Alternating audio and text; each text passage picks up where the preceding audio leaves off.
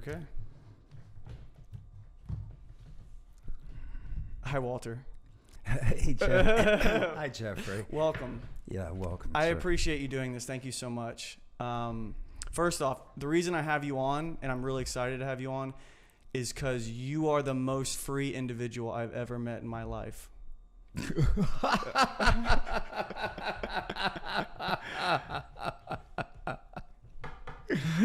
Thank you. It's true. Thank That's you. like the highest compliment I could give you. Well, no, I I'm in, my middle 60s and stuff, and I've learned a lot of stuff, and a lot of it's been toward having a creative and mindful life. Mm. So when did that happen? When do you feel like you made the switch from being... I just feel like a lot of people my age, and the old saying is, when you're 20, you care what everyone thinks. When you're 40, you care what no one thinks. When you're 60, you realize no one's thinking about you. I don't know if you've ever heard that. But when did you feel like you got that where like you'll do things that we're all caught in our heads and we won't take that step to make ourselves look a little goofy, or you know what I mean? Yeah. When do you feel like that switch was flipped for you? Or is it progressive? Oh no, yeah, it's progressive. Okay. And so it's turning points in a life. Mm. And you only know when it's a turning point when you look back. Mm. Though now I have more of a sense of when in people's lives, my life, I turn a corner, and it's part of it is like, well, I'll tell you how I started. Yeah, I love that. I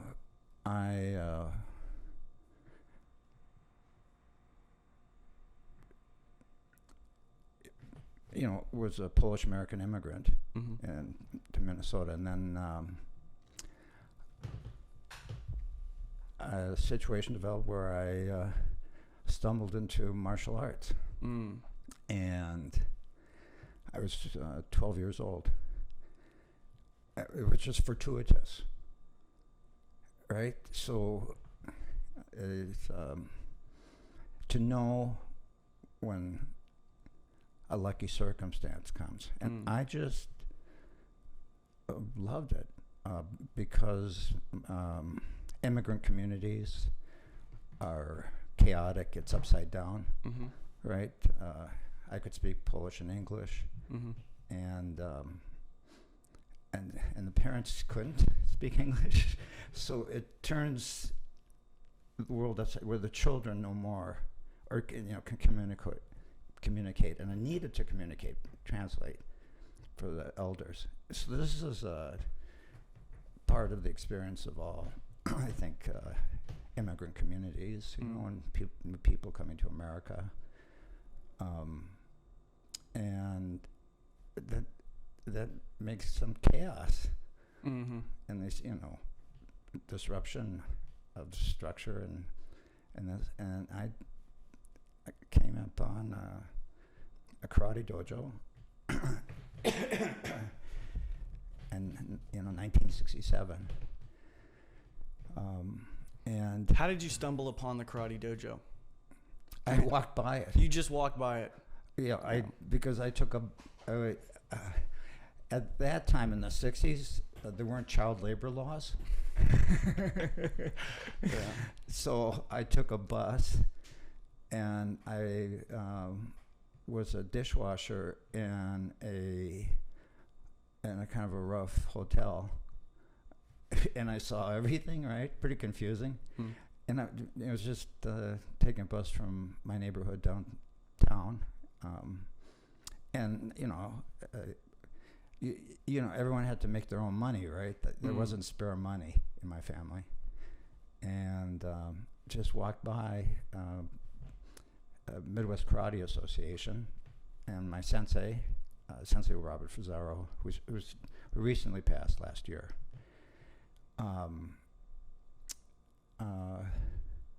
I just saw this, karate sign, and didn't know what that was, and it sounded cool, and I was just curious, and I walked up the stairs, and it was the first time I saw a dojo.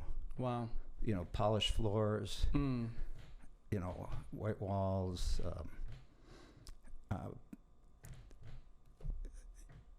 people in uniforms,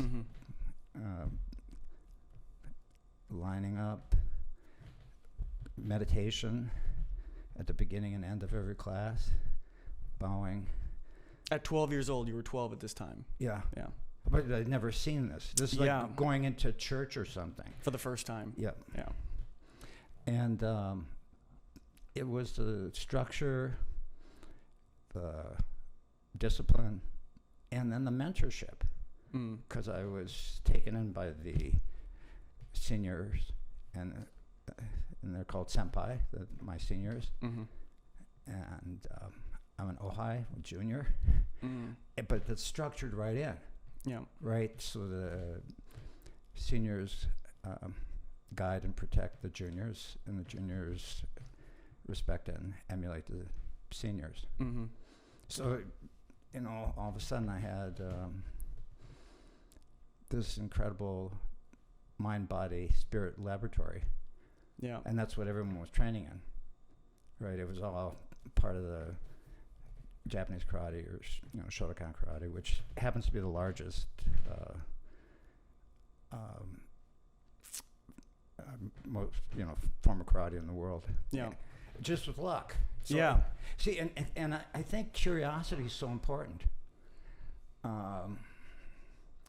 because that is the soul of a lifelong learner.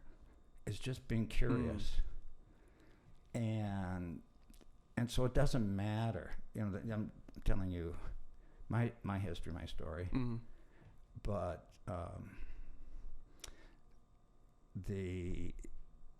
you and I train. We met in the gym. That's how we initially met, which is special. Oh, that was like we had the Snookopolis here. Yeah. Which was mind blowing, right? Yeah. When I saw you walk in that day, and it was literally, this was like, what was it, 5 days after the snow had come and the electricity just had come on that day. Just had come on. We'd been without it for about 5 days. We had no lights in the hallways, and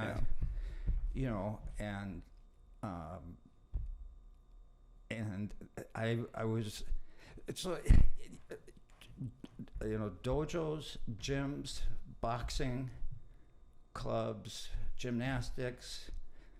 I just think, now, and fitness now is popular. It wasn't then. You're saying back when you initially in the 60s, right? Yeah. No, it was why?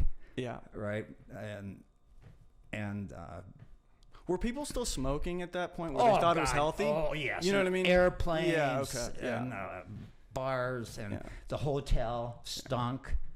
And I was a houseman. I was a house. I would vacuum the. Is this floors. a 12? Yeah, 12 years old. 12, just to 13. make some money, like you said, no one has money, so yeah.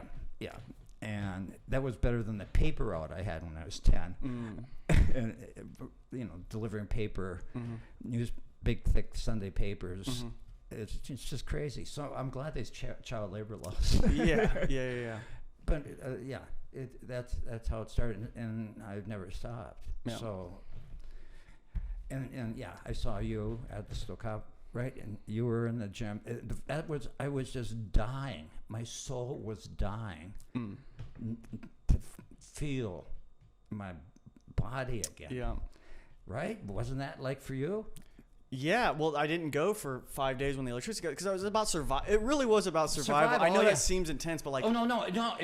People, 200 some people died in Texas. Yeah, it's just like whenever you don't have electricity for 5+ days, you literally wake up and you're like, okay, what are we gonna eat?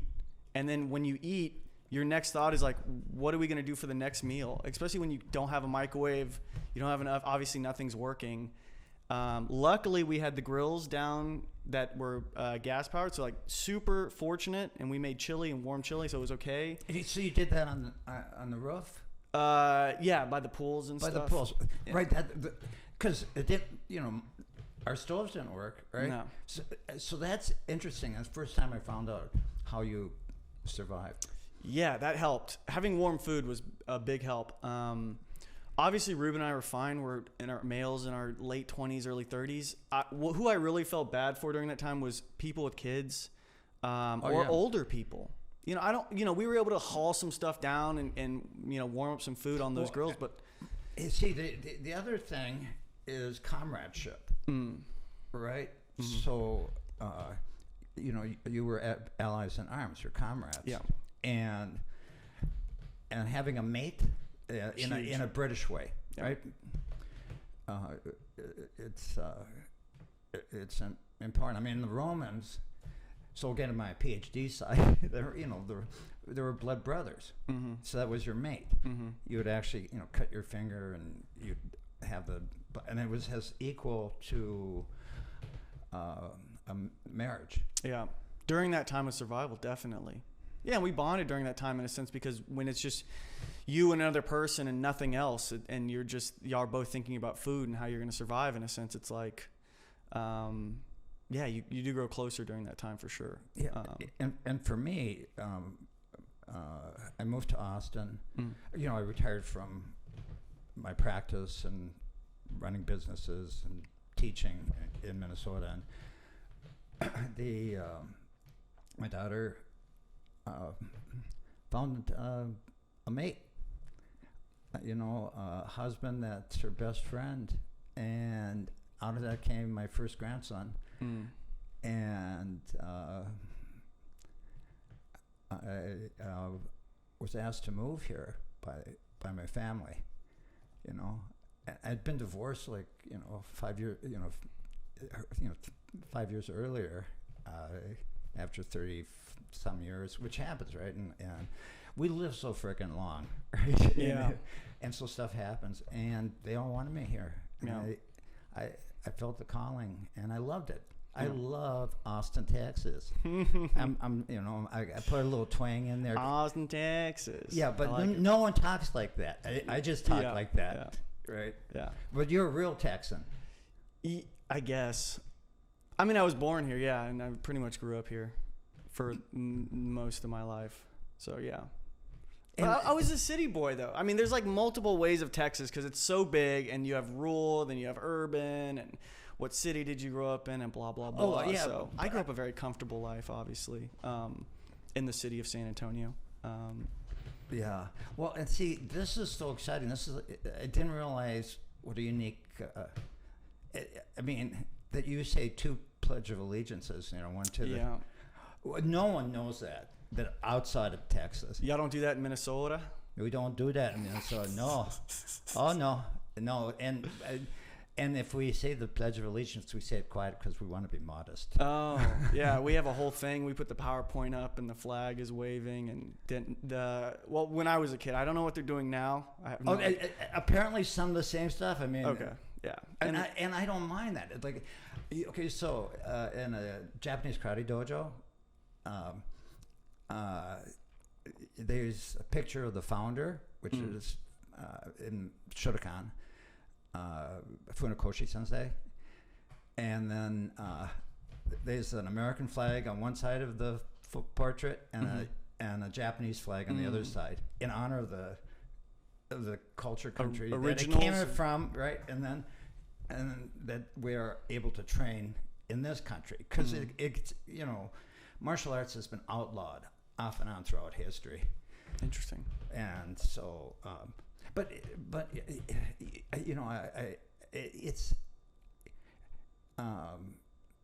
any mind-body discipline helps for life. So yoga, running, just goes on and on. I mean, I couldn't agree with you more on that point. Right? That's everything. That's the foundation of everything. If one of those is messed up, if your mind is messed up, or you don't have your mind right, but really it's all a mind game, right? Because the mind is connected to the body, right? And that's to get the body moving. But it's all connected. Yeah. I always tell people if they're looking to get healthy or lose weight or whatever, just put your shoes on and start. Move your body. Yep. You know. But you need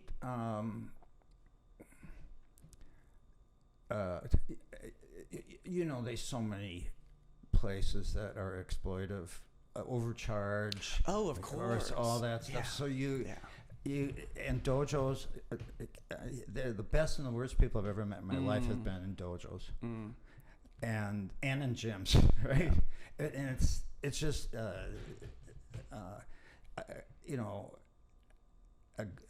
Why do you think that is?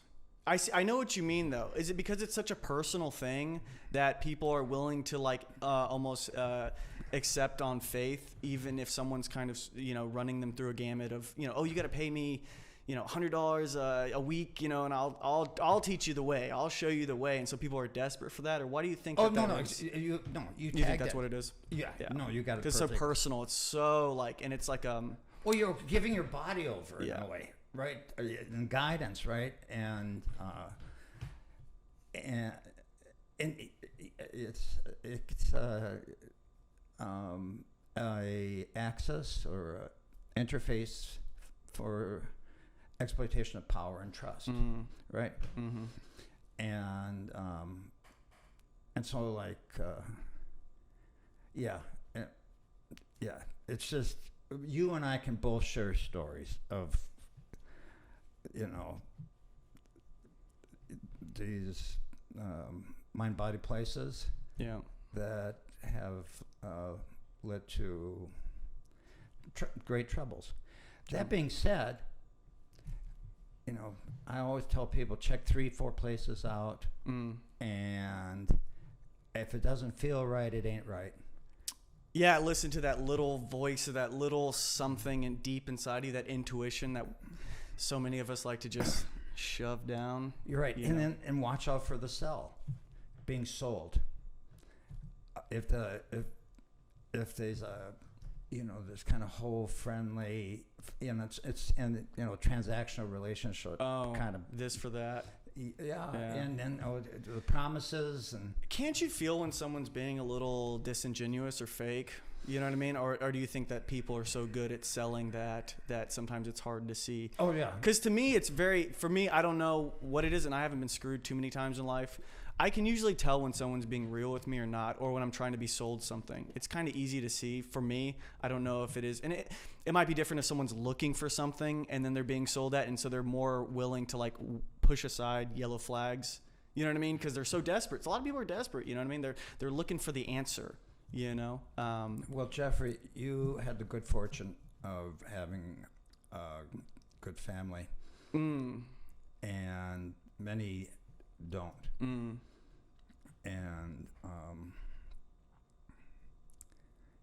you had your moorings, your stability coming out of that, and people suffer traumas and hurts and woundedness of different sorts, and they're vulnerable and available. Yeah. So the only thing that makes a perpetrator is power and trust, and what makes a victim is vulnerability and availability. Oh, wow. In whatever setting. Wow. So people work they work people's vulnerabilities. Yeah. You're saying when those two things combined, then it's going to lead to obviously one person getting potentially taken advantage of. Well, yeah.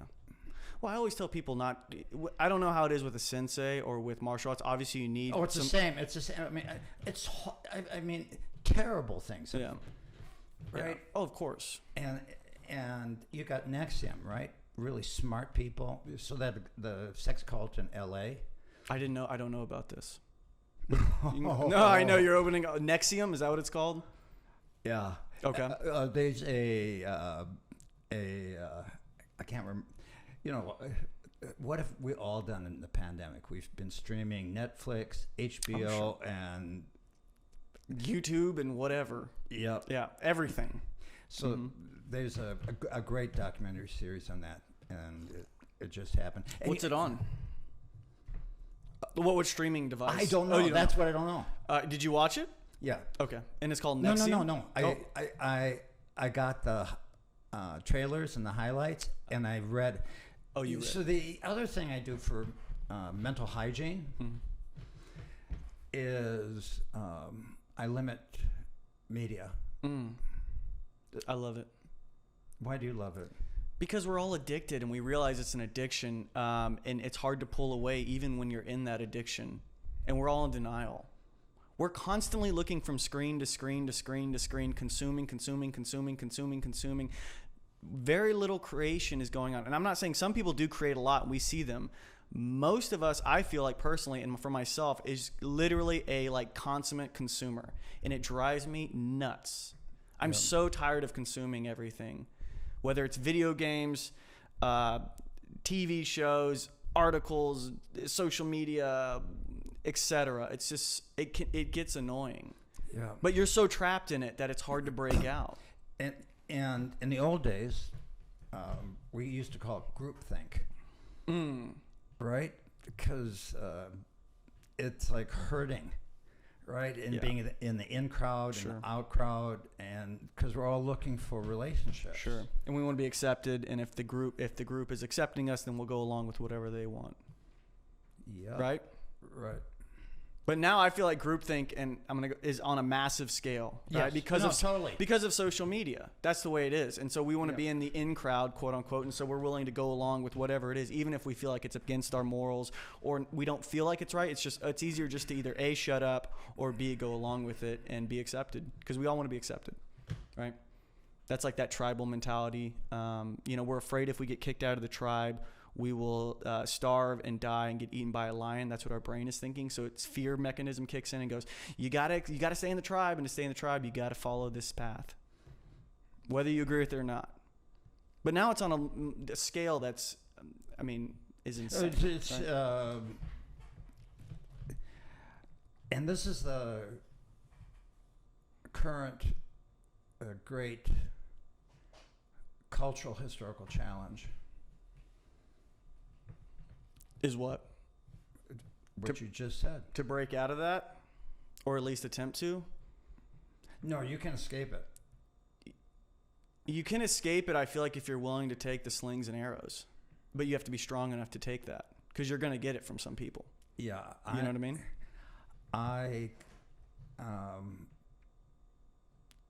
Because I became a licensed psychologist, clinician, and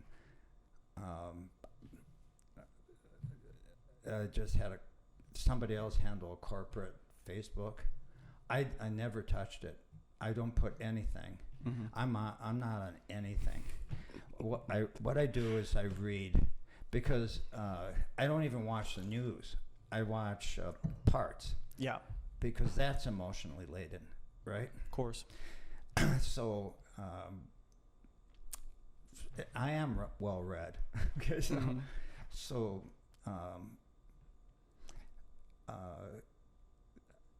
in Hinduism, there are 8 limbs of Hinduism. 8 ways to emancipation from suffering, and Raja Yoga, which is one of the limbs. So there's physical yoga, music, like sutra, the ragas. Mm-hmm. I mean, this is an ancient and great culture that has borne many things, and so Raja Yoga is like about mindfulness, and the first aphorism of Patanjali is that, and it's almost impossible not for me to use the way I heard it from my teacher, because I trained with some great people. Mm-hmm. I was a constant, searcher, and I was part of this meditation center in Minneapolis. Happened to have some great person, and Patanjali is the big guy in mindfulness or Raja Yoga. Mm-hmm. And the first one, in this hour I heard, yoga is the control of the modifications of the mind. Is the control of the modifications of the mind. Right, the emotionality. Okay. Controlling your emotions, not being run by them. Right. Is that kind of like? Yeah, and so from a martial art karate sen, your mind should be like placid water, so it gives a true reflection of reality. So you're not letting your emotions in a sense run you. It's not like you're whenever something's super high, you're manic and riding high, and then when they go low, you go super low and you're super sad, and then when it goes high, you're super happy, and it's this endless roller coaster of euphoria, depression. It's more keeping even keel throughout and having a clear eye on things. Yeah, and that's why I'm considered a Buddhist psychologist, because that is exactly the position. That change is constant, but we get emotional because we want to hold on to that which is pleasurable. What would you say to people? So I understand what you're saying. What would you say to people who want to ride that high? I don't want to, because I could see the counter argument to being like, okay, if something good happens, you want to feel good. You know what I mean? So what can you do in that stance of, you want to be even keel, you want to be seeing clearly, but you also want to experience the high and experience the low. Are you saying you still do experience those? Oh, yeah. Oh, totally. Okay. Yeah. Oh, off the charts. Yeah. More now than I have for some time, because I'm no longer having to be in a role. Yeah. You don't have to play a certain figure. Well, and legally you have to, and you should, right? If you're a professor, if you're a sensei, if you're a therapist or something. Therapist. Yeah. Didn't you do clinical? Yeah, clinical psychology. Yeah, clinical psychology and family therapy, yeah. alcohol and drug counseling, blah blah blah blah. So you had a lot of kind of boxes you had to stay in a sense. Yeah. I helped license 200 people. Yeah. In Minnesota. It was a big clinic and that. So it was burdensome. Yeah. And I feel so good having a simple life right now. Yeah. An authentic life. See, I don't know. So you talk about trust your feelings. Which feelings do you trust? So now, now I'm doing my little Dharma talk. Do it. I'm doing it right now. What feelings do I trust? You said trust your feelings. Well, I guess feelings would be that little. We all have. I said, and watch me mess with Jeffrey now. Yeah. Okay. No, the tables are turned. I don't like it. No, I'm just kidding. I do like it. I'm just messing. No. And this is true for everybody. So this is questions I ask myself. Yeah. Of course. So I don't know what you mean by feelings. If you mean that little, we all have that little thing that kind of rises up when it's like, hey, you should hold that door open for that person. You should say hi to that person. You should do this thing. And we're so used to pushing it down because we don't want to look a certain way. We don't want people to think a certain way about us. And every time you push that down, I do feel like you die just like a little bit. You know what I mean? Like you push it down, you should have done it, and then it passes, and you go like, I should have done that. I should have held that door. I should have said hi to that person, or I should have, whatever it is. I should have, gone for this thing that I wanted to do, etc. And I do feel like we should listen to that little voice probably like every time. That's like something deep, and that would be like Carl Jung would say is like the subconscious. You know what I mean? Just like giving you like a little nugget, you know what I mean? And so often we just push that aside and say, you know what, we think logical with this thing, and this thing overrides it, unfortunately. Well, can I suggest the middle path? Oh, yeah. What does that mean? That we have head and heart. Mm-hmm. And the heart are these emotions from experience that are important. So that's data, okay? And that data is important. And you shouldn't push it down. but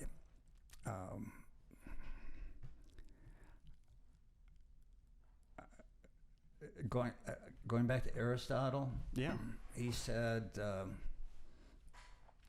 that the mark of a wise person is they can hold two contradictory ideas without being held captive by either one of them. I love that. And yeah, and so the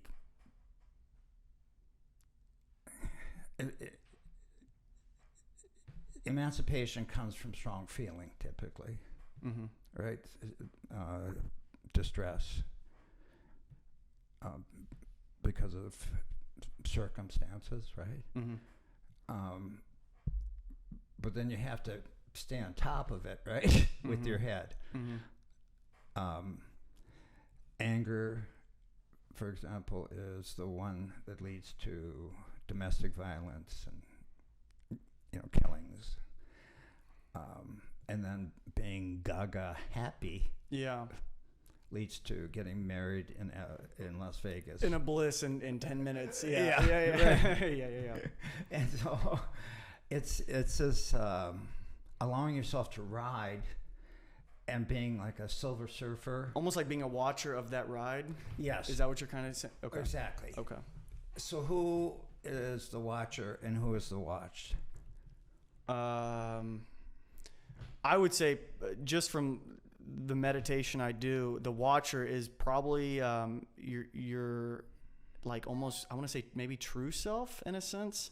And the watched is just that like ever-ending mind that's always running, right? And so you can actually watch over that thought process as they just flood in, the weirdest things, and if you can get to that point where you're not riding that constant stream and you're taking a step out of the river as it's flowing with just whatever, I got to do this, I got to do my shoes, I got to do the laundry, never ending. What's going to happen? I was thinking about this conversation last night.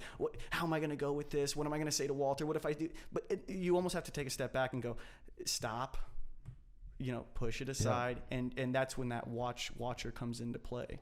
So if I could suggest one thing in your analysis as a philosopher of life, and we're all philosophers of life because we're living, right? Yeah, and so we all have academically it's called folk psychology, folk philosophy, and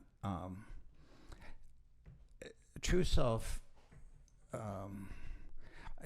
I would use the term like preferred self, the kind of person you want to be. Because true means you're like a god.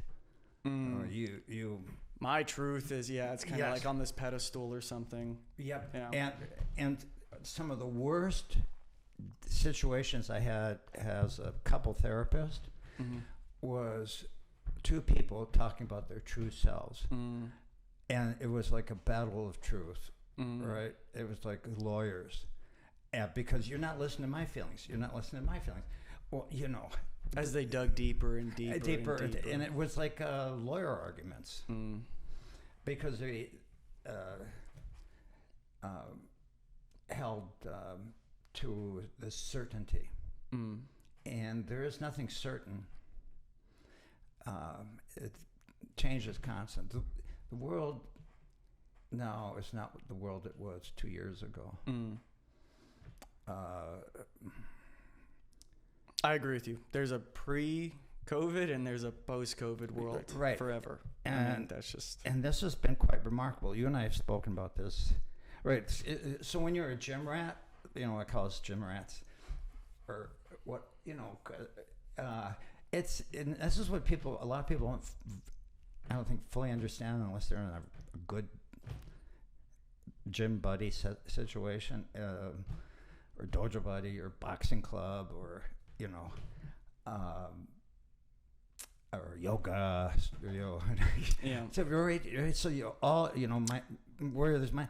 Well, people freaking talk in between their lifts, or they and it is gym talk. Which is like dojo talk or yoga talk, the asides. In conferences, we would call it the hallway conversations, where there's breakthroughs. It's not the organized. To me, it's real talk. You're doing something physical, you're exerting yourself, and then you're having the conversations in between sets. And to me, those are very real for the most part. Oh, I think so too. Totally. You know what I mean?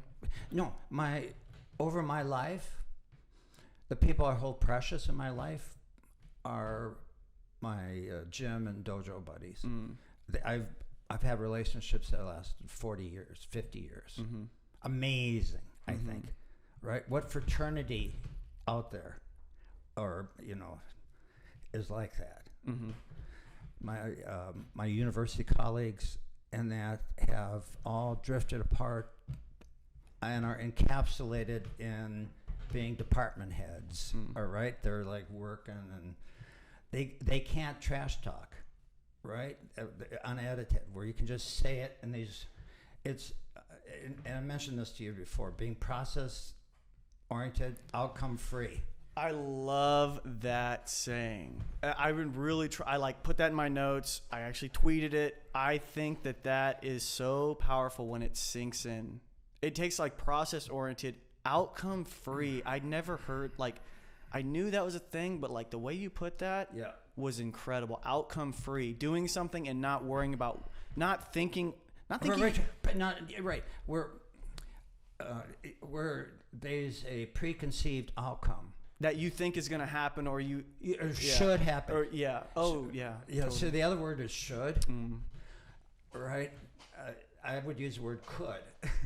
So it's funny, I'm talking to you about language, but we in the narrative of our minds, it's constantly, we have these voices in our heads. Oh yeah, and they're talking to us all the time, right? And this is the great struggle for human beings, because we have consciousness, and these kind of, we've moved from old brain, medulla oblongata. Yeah, well, to a survival brain, which is just eat, procreate, have shelter, and I guess conserve energy. Those are the four things animals want to do, right? They just want to keep doing those things. We've kind of have this higher level of thinking that we can. And this is a great blessing. Yeah. And so what this creates is we are both the observer and the observed. Like you and I talking now, I'm observing myself talking to you, and so it's always a double story, being the observer and the observed, and that is the essence of mindfulness.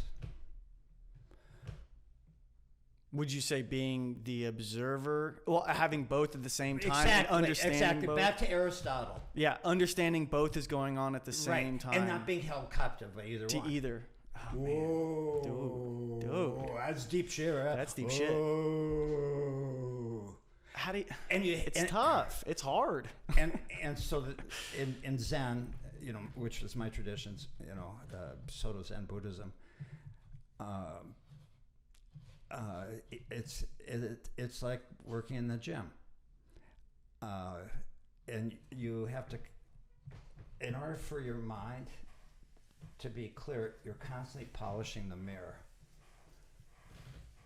and getting the dust off, so it gives a true it gives you a clean reflection. Would you say that's what doing physical exercise is the wiping of the mirror? Yeah. Or yeah. Right, because we are on endorphin highs. Oh yeah. Right? Your body starts craving those things. Initially, it sucks. I tell everyone that's going to start working out, if they haven't done it in a long time, it's hard to move that ball initially. It sucks. You're weak. You don't feel good. As you keep going, though, you start getting slowly addicted to it. That high feeling of feeling normal doesn't feel good. Feeling right when you can feel great. Yeah. And but being super healthy. So the same with the mind. in life is trying to feel great about, suffering. Mm-hmm. Suffering, which is trying to cling to that which you find pleasurable. Yeah, doesn't Buddha say life is suffering? Yeah. Yeah. But it's suffering. It's dissatisfaction. Yeah. Sula. Wanting. Yeah. Right. And so wants aren't bad. Change is a fact. So I'm into comic books. That was the other thing I got into was when I was 12, and that was comic books, and that's how I learned how to draw. And there's Marvel characters, whatever. There's a new mythology that Stan Lee helped develop that is around the world now. It's being a Silver Surfer, right? Just cruising, and how to ride these tides of ups and downs. My family, we're in a good place now because I kept not being angry, but riding transitions. And divorce is a terrible thing. What's my choice, right? Mm-hmm. But I'm happy with the outcomes because we're getting along better than ever. I was going to say, I seem to have a great relationship still, and it seems to be the best relationship you could have with an ex, for sure, because y'all are still friends. I mean, that's great. It can be better than with... Than being with them? Yeah! Yeah. Like the after is better than the during. Yeah. And you wonder why blood brothers and mates survive. I mean, my longtime friends, they're like you and Ruben,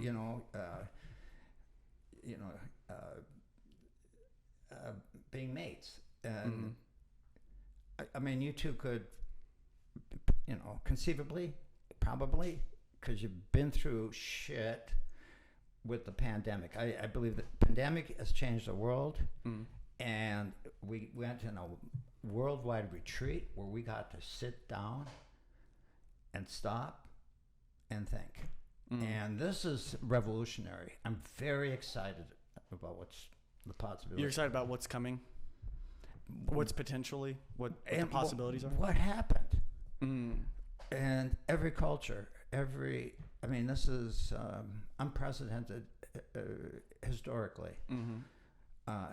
And the media has helped us stay connected through this.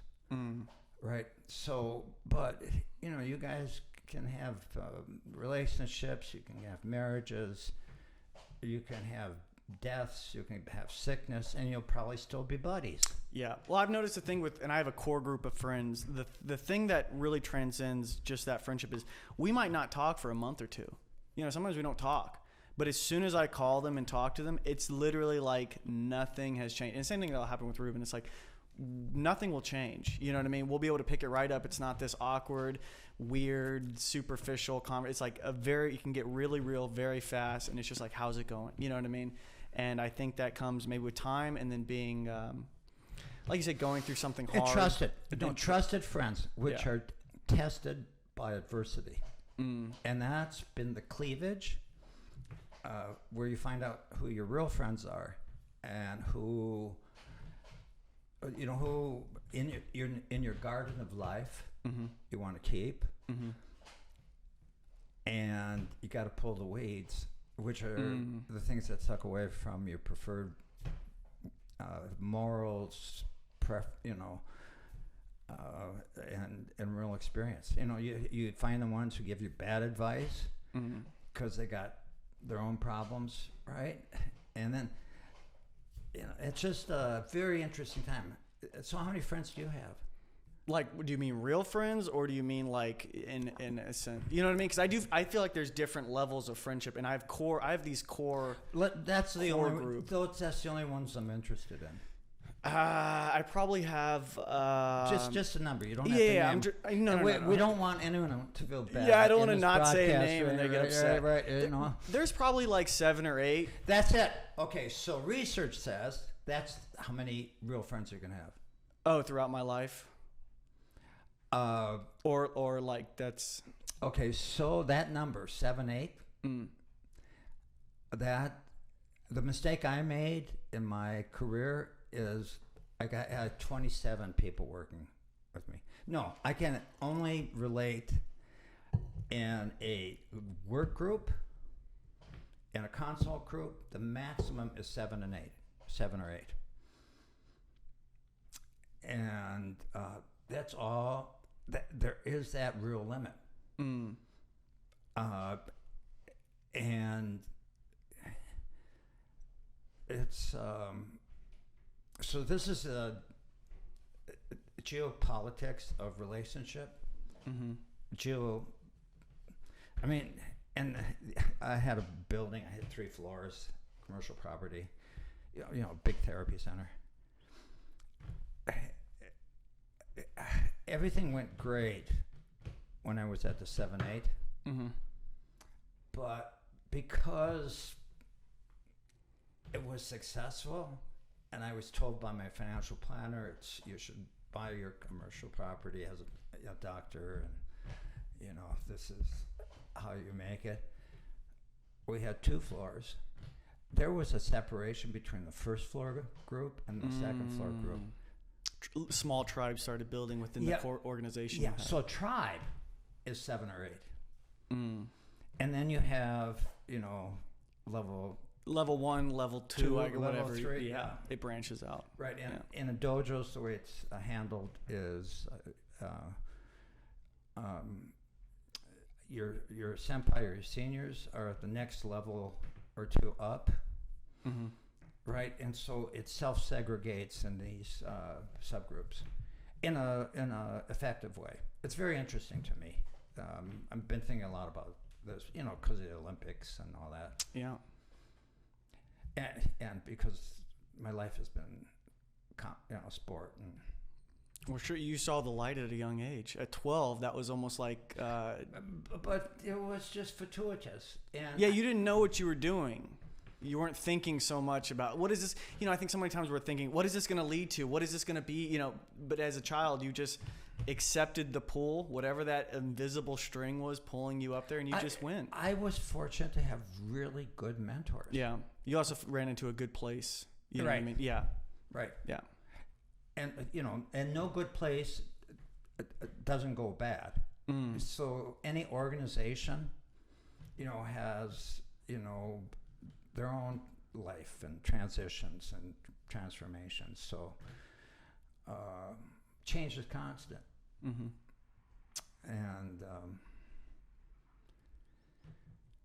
it's very interesting to me. Yeah. Well, it's been the foundation of kind of your life, it seems like. That was the foundation, and now you've built everything you've done on top of that, you know. Let me think about that. You don't agree with that? No, I don't. No. Oh, okay. No, that's fine. It's a good question. Yeah. Good questions can't be answered. Because you have to stop and think, and you don't give an automatic response. What would you say is the foundation of your life? Okay. Foundations would be plural. Okay. So every life is multi-storied. Okay. Right? There's the dominant narrative. Okay. And then there's subplots. So now this gets into what's now been accepted as called narrative therapy. So that's what I helped develop in the Midwest and in the United States, North America. A narrative, because you're asking story questions, which are who, what, when, where, why. Okay. You know me too well, Walt. Oh no. This is the construction of narrative. Yeah. So narrative is a set of events linked in sequence.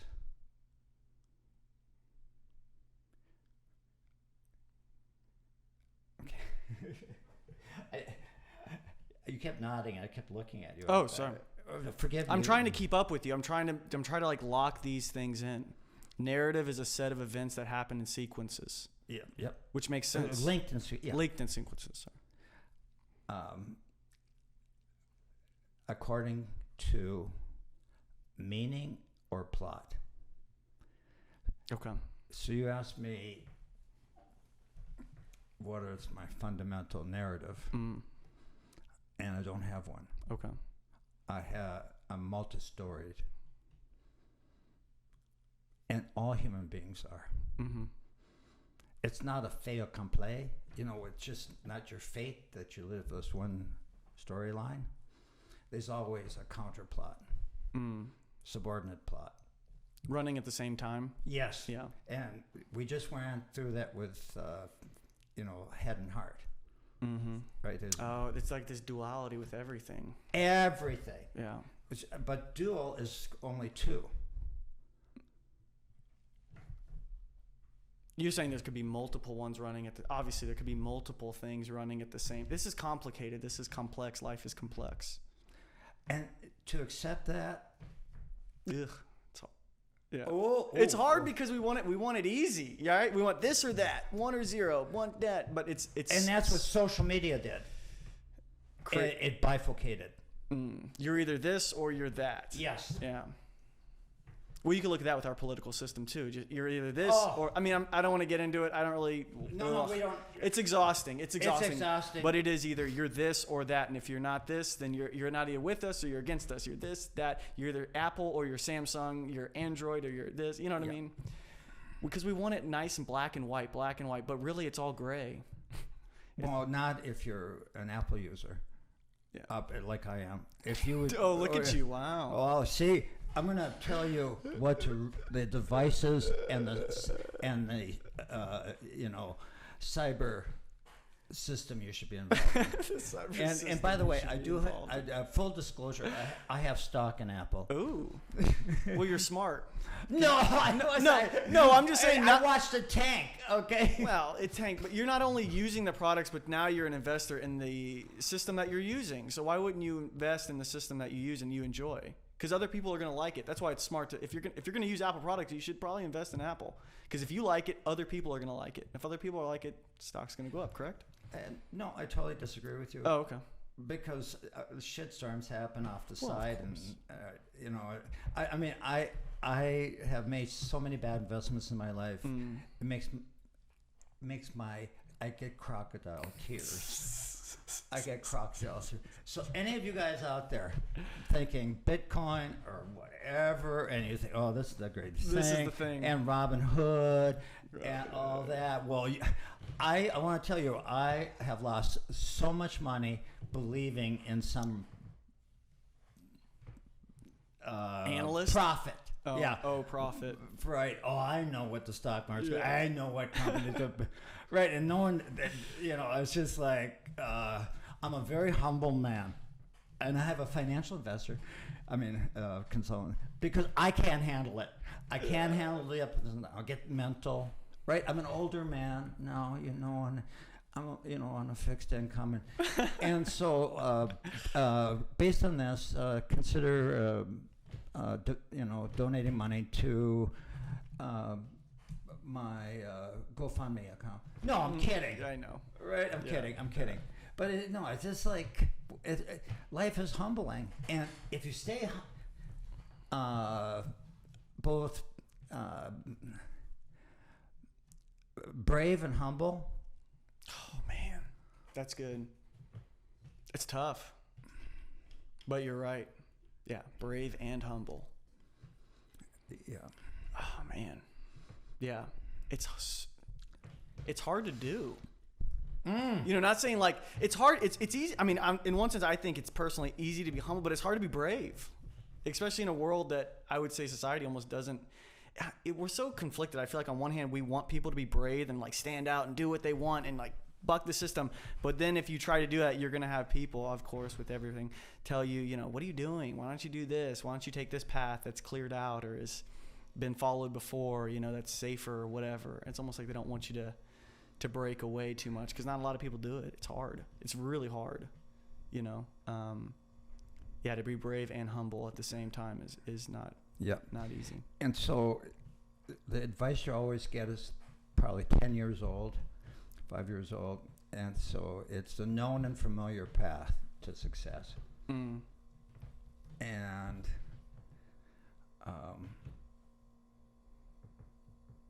you know how. Okay, so I was like a real university instructor, right? Wow. Wow. Whoa. Wow. Whoa. I didn't realize I was speaking to a real university professor. No, instructor. Oh.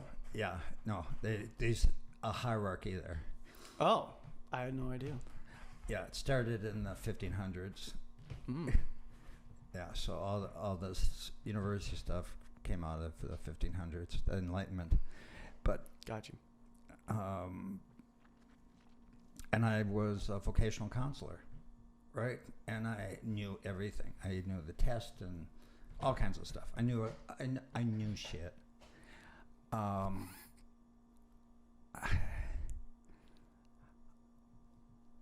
Much of it is currently irrelevant. From the universities? Or what do you mean? What do you mean much of it's irrelevant? Meaning, do not be trapped by it. The university system? Systems. Or the thing? Okay. Or at Trump University. Okay. The great university. Right. I'm so glad I attended. I know. Right. So I got out because I saw them flipping students, right, for money. Because student loans would be guaranteed by the... Oh, am I talking? Keep going. Yeah. Ruben and I have talked about this immensely. The incentive structure is all jacked up with universities. Oh, totally. Because the government is willing to give whatever money you want if you're in higher learning. That's going to change. So then the price goes up, and they say, oh, it's to pay for XYZ. No, you just raise the price because you know the government's going to fund whatever student wants to go. That's why it's $75,000 a semester, which is insane. It's all jacked. The whole system is jacked. Totally agree. And I was an insider. And you were in it. Okay, absolutely. I started my training center because there's this course you take at university if you want to be a psychotherapist, psychologist, whatever, it's called professionalism, mm-hmm. right? Mm-hmm. How the professionalism, runs. How you get your license, how you get your practice, and imagine you want to actually make money mm-hmm. Based on your degree. Okay. Are you there with me? I'm keeping up. They have a course on how to make money with your degree. How do you actually make money with this thing? Yeah, and how to be a licensed psychologist, mm-hmm. licensed psychotherapist, licensed, mm-hmm. right, whatever. Okay. How do you actually make money with what you just went to school for? Yeah, imagine that. Yeah. Okay, imagine people would be interested. Yeah. I would think so. Oh, duh. You go to school and you're like, okay, I know some stuff, but like, what do I do with this? With my communications major, or with my English major. Yeah. Or with my world studies, or whatever you want to call it. Whatever. Yeah. Any major that's not a STEM, I would say, maybe like a direct, where it's like there's a direct link to something. How do I make money with this? Yep. Yeah. So I'm sure it's a popular course. Oh, it's mandated. Oh, it's okay. Of course it is. Yeah. For 3 credits, and so I did a timeline, that just like, I'll just use one example: becoming a marriage and family therapist, which is a great field. You spend like 2 years taking coursework, mm-hmm. and then there's 2 years where you see clients and you're supervised.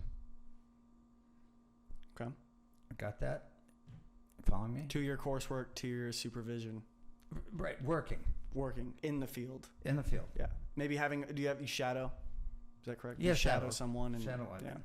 At the end of which you become independently licensed. Okay.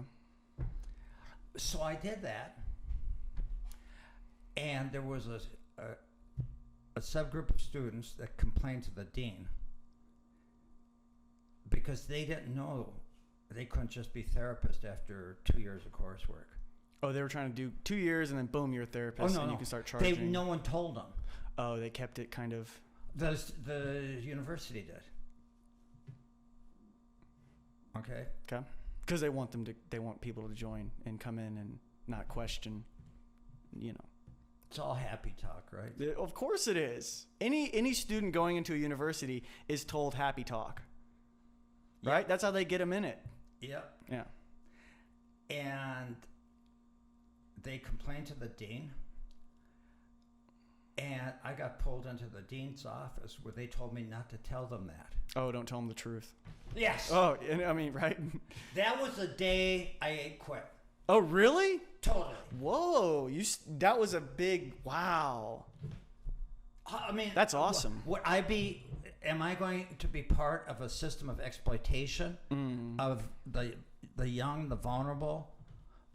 No. Yeah. I couldn't live with myself. Yeah. And that's why I started my own training center. Wow. Which became really successful and led to my own hell. Yeah. Yeah, your own created hell. You weren't in someone else's hell. At least you created your own hell. I didn't get trained in HR. I didn't get trained in... You were the HR guy? No. Oh. I was at first. At first, yeah. Yeah. With any business, right? You kind of put on all the hats. And, you know, I'm sure your listeners know about LLCs and about all tax structure. Oh, yeah, they're smart. Business, you know, right? And the interlocking demands, regulatory demands and that. I got my MBA backwards. You got ABM? MBA, Master in Business, you know. Yeah. And you're saying it was a learning experience. Painful. So just think, did Steve Jobs... How long did Steve Jobs stay at university? I think like one semester. And Exactly. then he was like, I'm wasting I think I remember him specifically saying I'm wasting all my parents' money. Yes. That they spent a long time saving up. Right. And because he was adopted and rejected twice. Yes. So this is how you turn suffering into and values. He was living by values and appreciation. And Wozniak and him, out of his parents' garage, started Apple. Yeah. And Bill Gates, he never completed his degree. Yeah. I think it's very important for you in the audience not to complete your degrees. Yeah, then you'll be like Steve Jobs. No, I'm just kidding. No. You get a role. Yeah. You get a role. You see things. I mean, so places of learning are important. But now they're much more diversified. Yeah. And well, it's almost like having the space to learn is important. yes, Whether that's in a space. university where you sign a check, or it's like even somewhere, I don't know, outside in your life that you have a space where you can learn. And it's all over now. Yeah. So, you know, you're half my age. Am I? Yeah. And you're pretty. Thank you. And You're pretty too. I'm trying to stay pretty too. You are staying pretty. You go to you're putting in the work. Yay. No. It's, this is gym talk. Now you're hearing gym talk. This is gym talk. It's the opportunity for all of you that are supporting my Medicare and Social Security, which I thank you for. Oh, he laughed. It's funny. This boy laughed. It's funny. He laughed. But it's everywhere. I mean, you just look and you'll find it. And, you know, just like this gig you have going here. Yeah. This is the best equipment I've seen in my entire career. Thank you, Walter. Oh, thank you. Thank you very much. Thank you, Walter. I appreciate the compliment. I'm not complimenting you. You can leave a tip in the jar when you leave. Yeah. Why don't you say thank you? I did say thank you. Oh, good. I said thank. I didn't hear that. Okay. You heard what you wanted to hear. I did say thank you. I said thank you. Oh, listen to that. I'm being judged now by being nice. It's hard to be nice anymore in the world. Yeah. Okay. No, I wanted to make something good. I felt like there's enough crap out there, and so that's why I spent the money to get the mixer. I didn't know how any of this worked. Ruben helped me a lot with setting all this up, getting the camera to work with the computer and the mixer. Yeah, I just wanted to try to make something good. I don't even know what that means, but and this is what's exciting. Yeah, what's exciting? This is happening. Mm-hmm. Okay, so in my day, the reason I got into Apple, it had a visual interface, and I could publish off of it. And what year was this? I think 1842. Okay, good. Yeah. When the apple fell off the tree, hit you in the head. Yeah. No, I didn't pay attention at the time. Okay. Yeah. I just wanted because so I moved. Okay. I was a university student from 1970 on. Mm-hmm. Okay, I went, Vietnam War, did that deal and stuff, stayed stateside, and I was working in the Department of Psychiatry at University of Minnesota, and we had IBM cards, which are computers then. We had one big fancy computer. I would program COBOL. And is that where you had to punch in, like, it was like a punch board, and you had to, like, punch in and then feed it into the computer? Is that how that worked back then somewhat? Yeah, it did. Okay. It was so hard. I believe. Yeah. You say it like that, but, like, yeah. Yeah. Oh. And so I like computers. Yeah. But it was miserable. Computers in general. No. Or that punching the. I was a research assistant, and I got paid, for that. Mm-hmm. And I had to produce stats, right? Department of Psychiatry, of how people are doing this and that. They did various experiments, and I was the stat guy. I was the flunky that was told what to do, which was fine, right? Well, you're at the bottom. Started from the bottom, now you're here, Yeah. Started doing stats. Now look at you. Yeah. And then my dissertation, my bachelor's, because I was whatever, I had to write a major paper. I had to hire someone to type it all in. Why was that? Because I couldn't type fast. You were the No, I can use all well, 10 now fingers. I'm saying back then. Yeah. And because I was Polish American and English wasn't the strongest thing, so syntax. And you need someone to kind of like fine tune whatever ideas you were having or the research you were doing. Yeah. Correct. Okay. Yeah, and then we got fancy typewriters, which were called IBM Selectrics, because you could erase. You could backspace. Backspace. Yeah. Oh, now you're getting into it. Oh, I'm learning. Oh, shut up! Yeah, I just watched half the Loki series, right? Marvel Loki, and they all use the old stuff, right? So you can look there, okay? I can look to Loki to learn about our history. Me. Oh. And what it was like. Okay. And we actually wrote things on paper. Whoa. What is paper? Oh. Penmanship, right? Wow.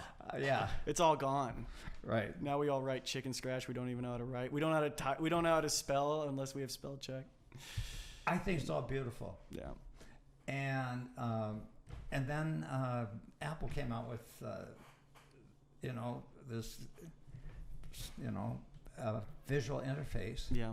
And it changed my life. Yeah. Well, that was the big thing they were pushing, right? Is that visual. I think it was like the Mac 1, what they call Mac 1, Mac 2, or Lisa, or whatever it was called. But yeah, it had a visual interface that you could just double click. I mean, we still use it to this day, obviously. Yep. And I like, the IBM Surface a lot because they're one generation behind Apple, so that's fine. But it's very nice and it's cheaper. Yeah. No, but that just then I could write, and I wrote papers, I wrote books, I did all that stuff. That gave you the tool to express yourself. Right, for somebody who was an immigrant and had issues with writing clearly in any language. Mm-hmm. And what's happening now is you can do this program, and these kind of programs are happening all over the world, and it's like bottom up. And I consider you part of the resistance. The resistance. Oh, I was going to go to French. Oh, okay. Allons avant de la patrie. I'm a part of the resistance. Resistance. Resistance. Oh, yes, yeah. Oh, yeah. Okay. Hey. That's not what's French. Yeah, that's Japanese karate. Yeah. Well, you're a sensei. You get me all into that. Yeah, domo gato, Mr. Roboto. You got it. No, I think what you're saying is because I'm kind of doing. It's self-produced. Distribution is now free, which hasn't been a thing ever. I don't know where the camera is. The camera's right here. Oh, I'm supposed to look this way? No, you're not supposed to look this way. I only have one camera, so it's like we got to work with what I got. I don't, big time podcasts have multiple cameras on you, on me. So, they have a producer, blah, blah, blah. This is my setup. I have a camera here. Okay, so I should look Well, you don't have... Oh, hey, baby. Why don't you put that up on the screen? Well, because then you might get... when you start looking at yourself, then you might get self-conscious. I'm not that kind.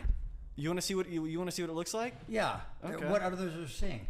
This is what others are seeing. Well, then I'm going to look that way because I've been looking this way. Well, I don't want to stop you from doing your thing. Well, you can't. Yeah. You can't. See, now when it's up, I want to look at it. That's the issue. That's why I don't have it up all time. It's just fine. And so I did get to the level of having a 2-camera shot for everything. I had this straight camera, and then I have a... One on the guest or whatever, one on yourself. That would go back and you would have, Ruben going back and forth. Being the producer. Someone that goes, back. Oh, you're talking? Now it's on you. Oh, that guy's talking? Now it's on him. Oh, wide shot, close up, wide shot, blah, blah, blah. So in the future, I think, so where is the camera? It's right there. Oh, hi. You see it? I see it. Yeah. Hi, camera. Yeah.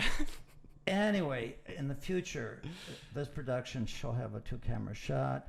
You'll have better visuals, and the guests shall look cooler. If you don't think you look cool? I think you look really cool. Well, but I've been looking this way. Well, okay. I thought you knew the camera was there. I didn't know. Okay, I want to apologize. Scrap the whole thing. Yeah, can we redo this? No. So this is a work in progress, you all. It is. This is episode 2. You all. Oh, you say you all. Y'all. Y'all. No. No, how do I say Texas right? Y'all. Y'all. How do y'all say? Y'all. You got it. You got it. I good? Yeah. I good? Yeah. I'm good? You're a Texan. Good enough. You're a Texan now. Okay. It's so hard to be me. Okay, here's what I would suggest. Okay, what would you suggest? Put that camera up a little bit higher. You think higher? I don't know. What do I know? I don't know nothing. Either. I know nothing either. I know nothing. I'm just trying. That's all I'm doing right now is trying. I'm going to cry right now. Don't cry. Don't cry. I just want to look pretty. What's wrong? You look pretty. I want to look You're pretty good. all the time. You look pretty all the time. Warts and all. Right? Accept yourself, warts and all. Isn't that what you're supposed to do? We all have things that we are self-conscious about, that we're insecure about, blah, blah, blah, blah, blah, blah, blah. You just have to accept it because we all have it in differing varieties and ways. Yeah. Right? I love that about you. No, stop. Oh, you stop, okay. Where were we? I don't know. See, that's what happens when you throw that up. Then you start looking over. No, at it. no, That's no, why no. I I didn't have wanted it to up. look at the right place. Okay, well, that's the camera. Listen, I've done stuff in the past, and I'm just trying to. Okay, so in the past, you know, and Yeah. I went through a period where I was an actor. Oh yeah, tell me about that. I went through that phase as well.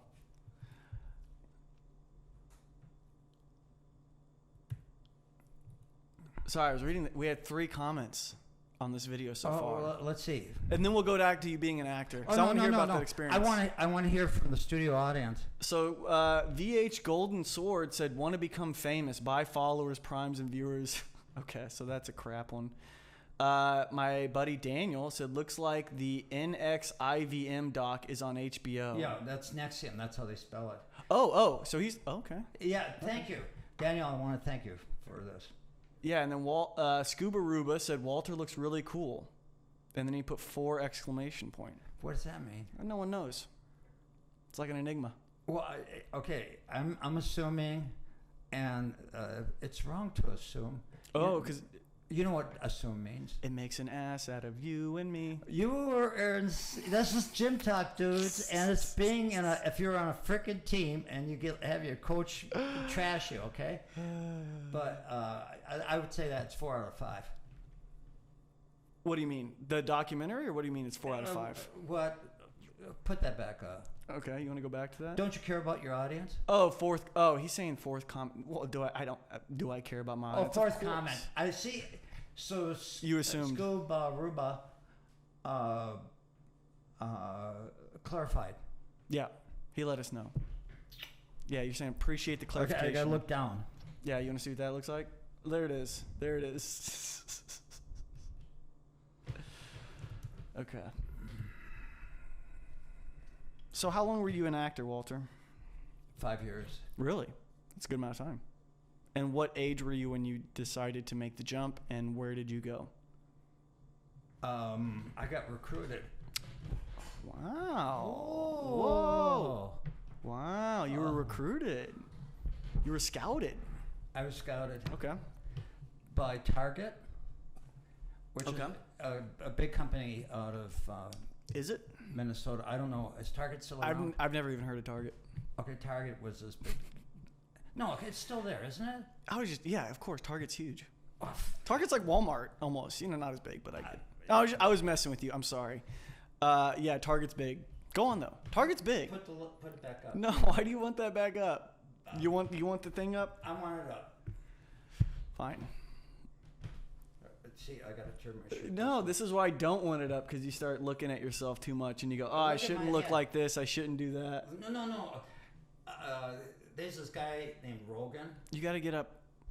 There's this guy named Rogan. Who's Rogan? I'm messing with you. Go on. Coming out of Austin, Texas. Okay. God bless Austin, Texas. I just want to tell you. And it's fine, your history and all that. I love Austin. Yeah. How long have you been in Austin, Walt?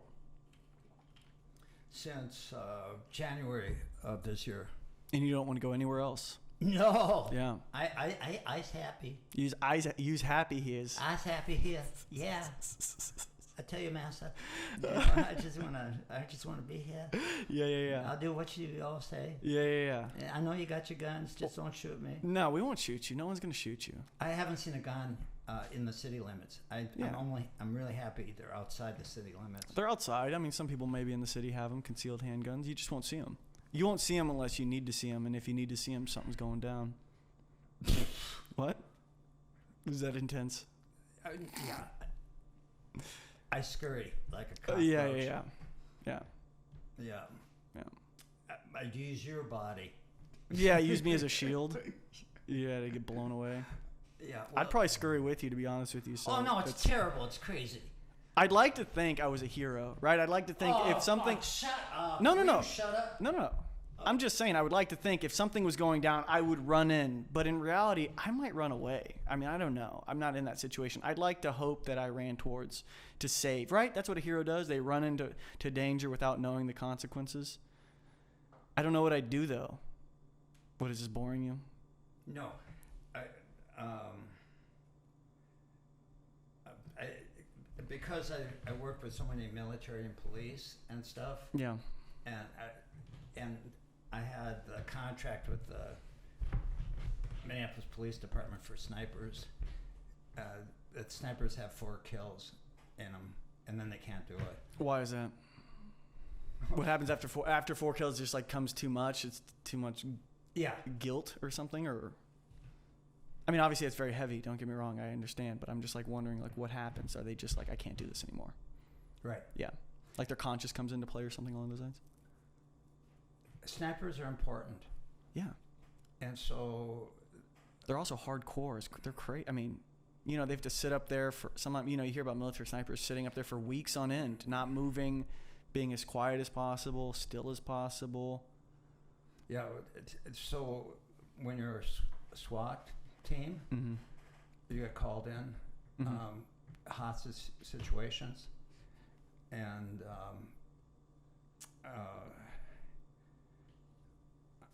so I'm not going to say his name. It was one of the last cases I handled for the police. You know,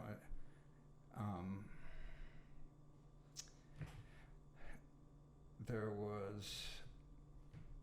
Okay, so if I can talk about methamphetamines. Okay.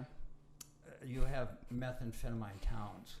You have like, I mean, it's like cloistered. It strangleholds the entire town. Is that what you're saying? Yeah. When you say you have towns. Or just in a place where they're making. It's produced. Yeah, it's produced. So we have that in Minnesota. Certain towns are like meth towns or something. Okay. Yep. Or just areas, you know, trailers in the woods and stuff, right? Yeah. And so this is my past life, okay? This is what I dealt with, you know, what I got paid for. And one of those subplots. Yes, exactly. Right? Exactly. I'm trying to bring it all back. And now you're following me. Ooh. Life is multi-storied. So this is what it's like to be a sniper and working with snipers. Okay.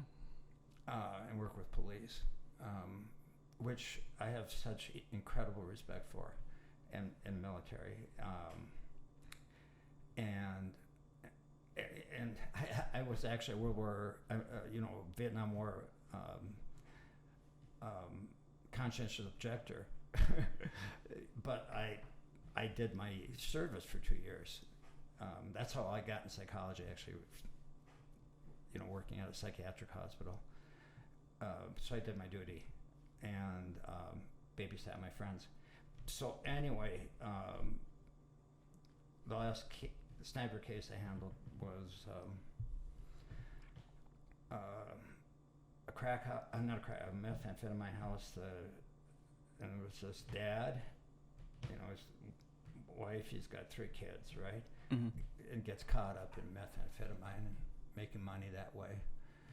And then using it. So he was on a 4-day run. What does that mean? Just he was binging it for 4 days straight? Is that what a 4-day run means? Okay. And so, you know, psychotic and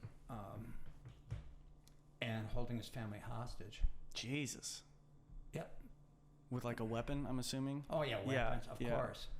What was his purpose of holding them hostage? I mean, obviously he's delusional, he's drugged, he's on meth. Right. There's no logic. No logic. Okay. Gotcha. It just got crazy. Yeah. And those kids. Everyone has kids and families. There's not a single criminal that doesn't have kids and families. Yeah. These are human beings who get caught up in a criminal lifestyle. Mm-hmm. Right? So you got to separate the person from the situation. Yeah. And our whatever narrative led them to methamphetamine, which makes you feel grandiose. You got all this energy, blah blah blah blah. It's very seductive. Meth. Yeah. And so the SWAT team came in and they, you know, had a big ring around, and they were worried about the wife, mom, and and the 3 kids. Understandably, right? Yeah. And what the the police do and that is they try to mediate it, and so you have police who are expert in their way of negotiating a hostage situation. Okay? Mm-hmm. And this guy, hadn't been sleeping for his 4 or 5 days, whatever. Hard to negotiate. Yeah, I would think so. And was surrounded and was enraged that he didn't have an escape. He was, he trapped. Trapped. Yeah, a dog trapped in a corner.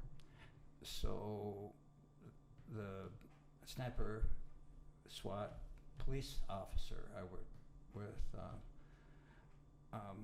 was at about 100 yards Mm-hmm. and had his gun trained, to protect or whatever would happen. What does that mean, gun trained? Just this, Oh, like locked in and ready to go? Yep, Is that yep. what that means? Okay. Yep. And this gentleman came out of the house with a gun, a shotgun, and he saw the officer 100 yards whatever. He saw the sniper, or he saw the officers around the The house? sniper, Oh, he saw him. right, with Wow. a gun on him. Wow. And he shot him. The sniper shot him. Yeah, shot Okay. the officer. Oh. Shot the sniper. Wait, what happened? So the meth guy walks out of the house with a shotgun. And then what happens? Sees the person with the gun. Sees the sniper the 100 yards away? Or 100 or whatever. 50 yards. Okay, sees him far away. With a gun on him. Yes. And he shoots. Shoots the shotgun, which obviously, Hits and pelts. yeah, just kind of brushes. Well, because The you're sniper. wearing armor. Yeah. And just... I know shotgun shoots all those little pelts out, so they kind right, of... and yeah. it just comes out the side of his Yeah. neck and stuff. Yeah. And so my police colleague, whatever, his client, shoots and kills him. Okay. One shot. Yeah. So you're trained as a sniper to turn around and not look at the kill because you don't want the picture in your head. Before he could turn around, he saw the wife and the 3 children run to their husband, father's body Oh, no. and hug him, Oh. crying. Oh. Wow. That's where you have maximum of like 4 kills. Yeah. And then you got to pull out. You got to do And that's something when he different. quit. He quit that whole thing, and he rode a horse. Police officers ride horses in Minneapolis. Ooh. In downtown, Yeah. just shady places, Mm-hmm. and they're shady after dark, right? Mm-hmm. So anyway, that's that story. I'm Wow. so sorry I got into this. You can edit that Why? out. Yeah, there's no editing. Nothing is edited. This is like for real. This is all for real. This is like I equate this to walking a tightrope. Because it's live. Nothing's going to get edited. Yeah. No, that And story was wonderful. And do you understand why I retired after 40 years? Why? How many stories like this can you keep in your head? Yeah, I think you're like almost like suffering, right? Oh yeah. Yeah. No, I spent a year in a therapy group with people like me. Yeah. Just pouring this stuff out because you keep all this you don't talk to anybody about it. Yeah. I talked to nobody about it Yeah. because there was no one I could talk to. Who else in the Twin Cities dealt with police, HR, Yeah. and new snipers, and and the same with I'm not against guns. I like guns. I've learned how to use guns and rifles and stuff just as a martial artist, right? And interested. And And so, another case. This is just how police suffer. Okay, I'm just telling you how shit goes down. Yeah, they have a very difficult job, day in and day out. You can't have an off day. You know, sometimes an accountant or whatever has an off day. He strolls in the office. He does his work. No one bothers him. He goes home. I didn't feel that good that day, but that's fine. No one gets shot. No one gets killed. Nothing goes wrong. But these officers, man, day in, day out, you got to show up. Yeah, but it's very rare you shoot anybody. Yeah. It's just like, yeah. I don't know the stats, but it's like you can spend a whole career and never shoot anybody. Yeah. And so was an officer, and he was the trainer for police how to shoot. Mm-hmm. So you're in a gun range, right? The police gun range and stuff, and you're shooting. Well, the bullets, they have mercury and stuff in them, and they do blood testing. And once your mercury level, whatever, gets too high, you can't do that job. You can't. How does your mercury level get too high? Bullets going in you, or what are you talking about? No, from this powder. Just from shooting the gun so much and the powder just kind of like absorbing into your it's all breathing over. it No, in. it's toxic. Yeah. Right. So they do blood test on people that train officers and how to shoot guns and rifles and stuff, and it's a job they love because these are like martial artists, and that's the weapon that police use are guns and rifles of different sorts, and then once you hit that limit, man, you're out. Yeah. Something you've done for 20 years and you love, and you've helped so many people. So this is some of the insider story. I don't know exactly how he got there, but this is my old life. You've had a lot of lives. You've done a lot of things. So it's multi-storied, right? Yeah. Some Buddhist, psychologist, and narrative therapist, and professor, and HR. Yeah, and running your own business. You've done a lot. You live long enough, you can do a lot. You can, yeah, I like the way you phrase that. You can do a lot. Not everyone does a lot with that time, right? Some people don't live 1/10 of what someone else lives or whatever, but you can do if you choose or give yourself, I always say give yourself permission, you know what I mean? Not to get trapped into one thing, or not to think you're one thing, or not to think you're not good enough to do another thing, blah, blah, blah, blah, blah, blah, blah. So, yeah. What I find interesting, I'm going to bring it back to your first story, was whenever the sniper killed the meth head, the family then ran out to comfort him and was crying. And I understand that's their father, but it's kind of interesting as a human instinct to think that guy had held his family hostage. He was on meth for 4 days, very erratic, could have potentially killed them. And still at the deepest level, they were connected and sad to see their father shot. And I understand that aspect, but it's kind of crazy how willing humans are to kind of like push aside the negatives of someone that they love. You know what I mean? Does that make sense? That even though he was this crazy meth head that was shooting cops and like held them hostage and was probably saying the craziest stuff, at the end of the day, his family still stood by his side and was sad he was gone, even though he was this.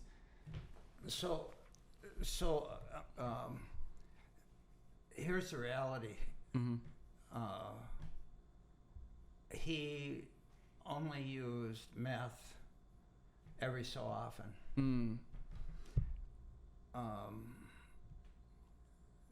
When a person would come in to see me around an alcohol problem, for example, got court referred, I would ask,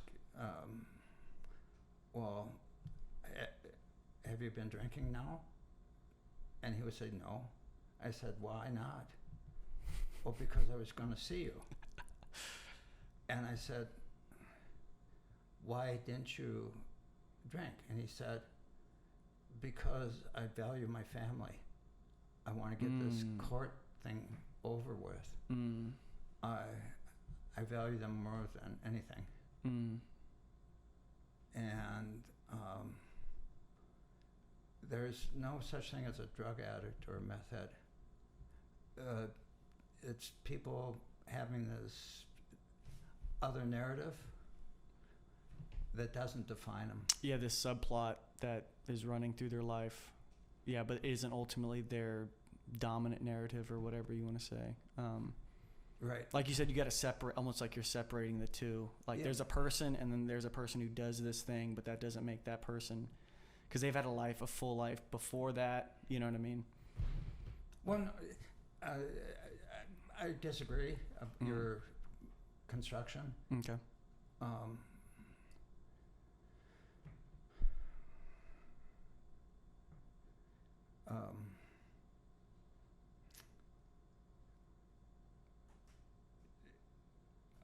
Virtually all problems are temporal or temporary or situational.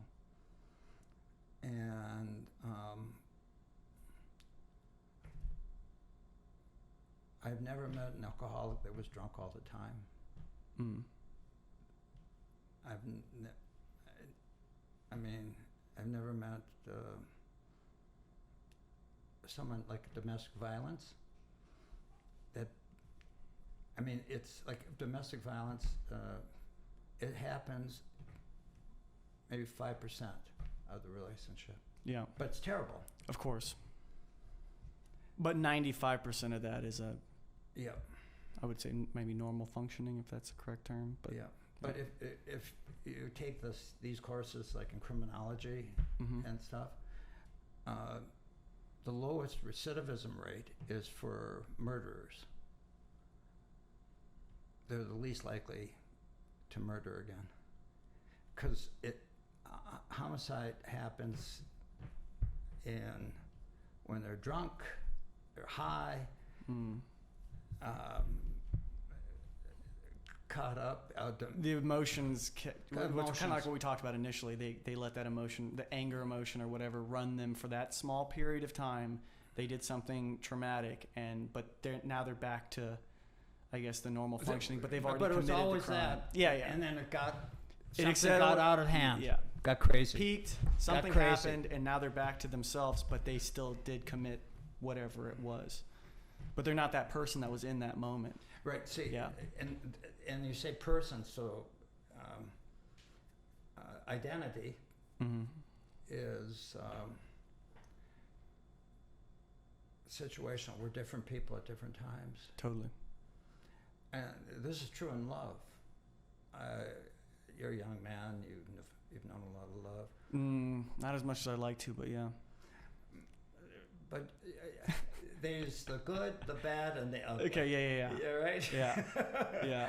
For whatever that interchange is. Yeah. Right? Yeah. So when it's bad, does that mean you're a bad lover? Right? Life is multi-storied. Identity is constructed. And it's co-constructed in relationship and situation. So, I have this new identity here. I'm a grandfather, senior citizen. That's an interesting one. You don't act like a senior citizen. That's what also drew me to you. Because how old are you? 60? 68, yeah. You don't act 68. And I don't even know what acting 68 means, but in my head I always thought of, and it is changing, I would say nowadays, but like I always thought of 68 as like, you're slowing down, but you don't seem to be slowing down at all when I see you. Oh, no. You have more energy than all these 30-year-olds and 20-year-olds walking around here 99% of the time. I don't know what it is. I don't know if we're just in this fog where we're just like... Oh, no. Okay, so this is absolutely true. It's only my martial art or gym friends that I connect with because they're still training. They're still doing their stuff. If you don't have that mind-body discipline, I feel like I have eternal youth. I'm like a proof of concept. You know how people promise, you do this and you're going to be young forever. I feel that. Yeah. But that's why I don't like to. It's just like that's why, I only hang out with 20, 30, 40-year-olds. So. Yeah. And do you feel like you can't hang out with someone that's 68, or like they've let? I mean, if they're a martial artist or a gym rat, I can. You can. Oh yeah. Then there's. I mean, look at Arnold Schwarzenegger. Yeah. And then one of my Minnesota friends, Jesse Ventura, who became a mayor, a governor, and now he's living in Cabo, smoking pot, and having a good old time. Yeah. This life you and I are talking about, this life you're living, this life that all can live, it gives you lifelong health and well-being. Outside of the cancer or junk that getting hit by a car, right? I mean, I wear a helmet when I ride my electric bike. I have an electric bike because if I get tired, I don't have a car, right? I've had a car since I was 16. I'm living the simplest life I've had since I was a freshman at university. Mm-hmm. I love it. Yeah. And I hold it precious. Yeah. And it's so grateful. It's just such good fortune, and because, it's because something can happen. And, I've lost half my friends from either war or accidents or, living stupid lives. Yeah. Cutting themselves short. And life happens, things happen. Like you said, getting a car wreck, no one asked for that. Yeah, it's always hard when I see young people die, like in their 20s and 30s. It always reminds me of my mortality. Always. I'm always like, oh yeah, this isn't forever. This thing's not going to last. We act, when you're young, I don't know. You act like it's going to last forever. Arrogance of youth. No, totally. Yeah. Listen, I showed you I got broken fingers. Yeah. I've, broken jaw, broken, just from being a competitor and fighter. Yeah. But it was fun. It was worth it. Yeah. The bumps and bruises along the way. Yeah. Right? Yeah. And, I feel blessed. Good. Yeah. You should. I should too. We all should. I mean, to be alive is to be blessed, right? Because not everyone wakes up today. Not everyone woke up on August 9th, 2021. See, and I never use the word should. This is the way you could live. Oh, yeah. Well, and it's also hard to do, right? I get caught up in my own BS, too. Of this, that, the other. It's like you said with suffering, what we talked about earlier. I wish I had this. I wish I had that. I wish that, blah, blah, blah, blah. But in reality, yeah, we should just be thankful for, well, I just said it again. Should. I say should a lot, I guess. Yeah, so we should be thankful. Don't shut on yourself or shut on others. Okay. I like that. And no, it's just being kind to yourself and kind to others while still being accountable. Yeah, being kind to yourself and kind to others while still being accountable. I love it. Walter, it is 11:58. I know you said you had to go at noon. Yep. So I want to be respectful of your time. Anything you want to say to anyone about anything? Well, do we have any more people that send in questions? Scoobaroo said, thanks for the kisses, Walt. Thank you, Scoobaroo. Yeah. So that's it for there. That's all the chat we have. Yeah. I'd like to just ask you some questions. Okay. What are you taking away from this? What did you find of interest? This was, it went in different directions. Sure. I mean, that's what I like, though. I know. This right here. It's fortuitous. Yeah. That and what are some preliminary takeaways for you? Well, personally, and I'll tell you mine too. Sure. Personally, well, anytime we talk, I feel like I'm taking something from you in a sense, because you've lived, like you said, multiple chapters of life, and you, to me, are a wealth of knowledge. I almost consider you like a mentor in a sense We're not officially one or anything like that, but but I feel really. I feel good being a senpai or elder. Yeah. I really accept that role. Yeah. Because I'm not. I feel free versus being a professor and stuff. That we just talk and it's without me. No, it's not transactional. Yeah. Right. Like you're paying me money. No, like of when course. I was a therapist, or that. Mm-hmm. I do want to start my own dojo here. Okay. That's something I really want to do because I just miss hitting and kicking and punching and using clubs and knives and it's just a little thing I have in my heart. Yeah. exerting yourself that way skillfully. Yeah, right? skillfully. When I've seen you with those items, you're very skilled. You can see someone who's skilled with a sword or with, your nunchucks or whatever, or your kicks. I mean, I don't know. You guys don't know this. You are so flexible. You are more flexible, I think, than like 99% of people. And you're 68. That's incredible. Okay, so if I can say anything about weightlifting and about men and women, but,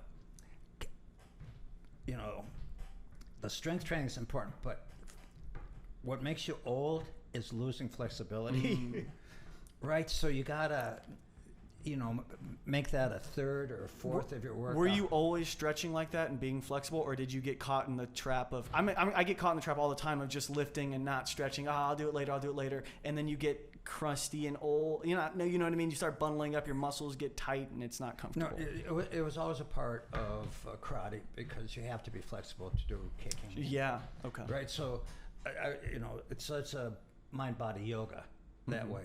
Mm-hmm. But when I look at people in the gym, you see it. You can see, and I can't do the thing. You can't do that? I can't touch my hands behind me. That's surprising, considering I've seen you're so flexible. So I'm tight in certain places, and in a dojo, what we would do, we would get on each other, and we would help push and hold people down. But you have to have people you trust. Yeah. Right, and you tap out, but I because of the muscle density I have now, it's not normal, and I'm not going to pay. I want to tell you, Austin, Texas reminds me of La Jolla, California, where I was for a while. You can pay $100 just to have somebody stretch you for an hour. I don't want to do that. Yeah. I just want to have my gym buddies help each other out. Yeah. Right? And not, Next time we're in the gym, Walt, I'll give you a stretch if you want. Is that what you want? I want Is this the way you're asking, but it's indirectly? I'll stretch you. Don't worry. I'll stretch. I also have, so I don't have it out here. I have a Hypervolt massage gun. I can bring that to the gym. I love those. Do you have one? Or do you? No, I don't have one. I didn't know if you had one. You said you loved it. No, I have martial art equipment. I have Wing Chun dummies. I have Makowaras. I have bows. You don't have baby, massage guns. You have real things. Well, I have a massage gun. It just kind of. No, they're great. And there's places that charge good money. That literally a place downstairs. I know. They charge good money to have someone do that to you. Yeah. So what's the price? It's expensive. That place is crazy expensive. It's like this town, $100 an hour. That's the standard. Just for someone to sit here and rub up and down your hamstrings with a massage gun. You don't need someone to do that. You could do it yourself. You could literally buy the gun. I bought mine for $120. It's an off-brand one. Doesn't matter. I know it doesn't matter. I'm just saying. But so what I have is my, my martial art stuff, and you practice pounding. And you, beat those muscles out that are tight. Yeah. But we used to walk on each other, sit on each other, just. But it was all safe. Yeah. Because. And that's old school. So this is old school stuff. Mm-hmm. And now the new school's all, I got a Hypervolt gun that can massage you. Oh, no. That's great. Yeah, we should have, yeah. What's crazy is paying, $100 for someone To sit there with a gun, and go, you know, anyone can do that themselves. Right. So I know trigger point stuff. Yeah. Okay. Well, see, that's an extra skill. Yeah. Yeah. To know the trigger points and when to push and hold and stuff. Yeah, but anybody can learn it. Well, with the internet, anyone can learn anything. Exactly. And that's almost like what we were talking about with the university, where it's kind of it's losing its luster because, like, literally the internet exists. Yeah. No, this university system was developed in the 1500s. In the Enlightenment, and make sure to talk into the mic. Well, I just want people to hear you. And I will adjust. So I'm probably going to try to adjust the system to where it's more. I'm sorry. No, you don't have to apologize. I'm just letting you know, and I gotta make changes on this thing myself for the next one. Oh, listen to that. I know. I got to put it back on me and not make you feel bad. I don't want you to feel bad. I don't feel bad. Okay, good. I feel good. Okay. I could. Oh wow. Kiss myself. Okay. James Brown. Okay. Oh. Ha. Didn't you do that? Ha. Yeah. Ha. Okay, and I want to have a dance party here. Okay. In your apartment. Oh, okay. We can do that. We have a huge subwoofer in there that bumps, and we can make some space and have a dance party. And turn this sideways. It would be James Brown. It would be Funk and Hump. Yeah, Funk and Hump. Okay. And I tell you, everyone, I had house dance parties. You know, so the reason I'm still tight with my ex, Jane, Funk and Hump, is because she had the first all-women's rhythm and blues band. Oh, I didn't know that. Yeah. I have a lot to, yeah. She's cool. She seems cool. She's really cool. Yeah. And, I mean, music and dance was their life. And you know what? That's why we love Austin. This town is cracking. And for you young people out there, you old people out there, consider Austin. You come a year from now, you probably can't afford it. But right now, this place is cracking. And it's the music, the art. Like you, like Ruben. Yeah. Everybody is a creative. You're a creative, right? And it's like, I am so excited and energized because of all this. To get the dojo started. Yeah, or to get the creative juices flowing. Well, just for my shit, right? I my think, shit. Right, we all got shit. We all got shit. And just for shits and giggles. And also for actually learning something that keeps you young in the rest of your life. Yeah. Okay, I'm going to say something. Would you say, and this is what I feel, I don't know if it's, would you say everyone's creative as long as they give themselves permission? Everyone, even the most logical, boring people can be creative. They just don't give them, they're like, I'm not creative, I'm not this, I'm not that. But it's like, you're a human being. Every human being is creative if you give yourself permission to be creative. In some form of aspect. Absolutely. Yeah. Okay. So I'm glad you agree with that. I was waiting for that. Oh, no. I don't agree with that. Oh, no, totally. And I got hooked into the black community here. Yeah, that's good. It just was fortuitous.